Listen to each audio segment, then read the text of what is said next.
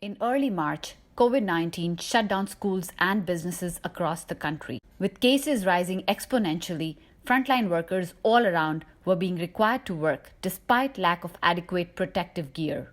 It was around this time when we got a request to sew few masks to help the healthcare workers in crisis. As an organization that knits and crochets caps and blankets for cancer patients, little did we know that the mask making effort would eventually spiral into a huge community initiative and encompass over 100 volunteers across multiple towns in New Jersey. How did they do it? We started with a mask pattern that was obtained online. The pattern was modified for our use. With the help of the volunteers, we created a PDF document. It had clear cutting and stitching instructions. Along with that, we created videos for the sake of uniformity. All volunteer efforts were coordinated over a dynamic WhatsApp group.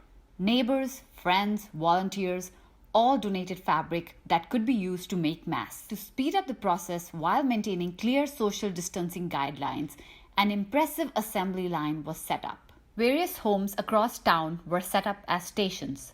Separate ones for picking up fabric, for picking up the cutouts of masks, for dropping off stitch pieces, for washing, and final dispatch. While some volunteers cut the masks, others sewed, washed, and ironed. Utmost care was taken to conserve fabric. Finally, the finished masks were returned to one station to be distributed to different hospitals and homeless shelters. We implemented this process so that more people could get involved despite social distancing. While it sounds simple, it added to the time it took to create a mask. Cutting fabric for just 10 masks took about 30 minutes, and sewing just one mask was another 20 to 30 minutes. As word spread, so did the requests. Healthcare facilities from New Jersey, New York to Boston, Florida, Chicago, and even Seattle reached out to KCWL. As the community started churning out masks by the hundreds, they attracted media attention, which encouraged even more donations, including bolts and boxes of fabric, crib sheets, and brand new clothing. Several businesses and individuals coordinated fundraisers and donations. This initiative spread to other towns in New Jersey, as well as to several cities across the USA. Their handy PDF tutorial even inspired women in a village all the way in India to create and sell masks of their own. In addition, they even sent out handmade scrub caps to healthcare workers in need. In just a few weeks, this local effort has brought about change and hope in the community and united dozens of neighbors who had never met before. We have donated over 8,500 masks and 350 surgical caps to the healthcare facilities and professionals across the country. We have received many letters and emails from doctors, hospitals, and nursing homes, truly appreciating the efforts of our volunteers.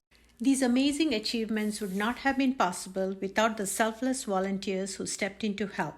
A diverse group of volunteers, kids, women, and men from all walks of life have made a resonating impact in the community. Richa and I truly thank and appreciate each and everyone's hard work and efforts put in for making these masks. Thank you to the wonderful volunteers across the country who sent in finished masks to aid in our efforts. From one corner of the country to another, these masks united us in our desire to support our frontline workers. Special thanks to all the donors for giving in cash and in kind towards making these masks. Together, we are making a difference.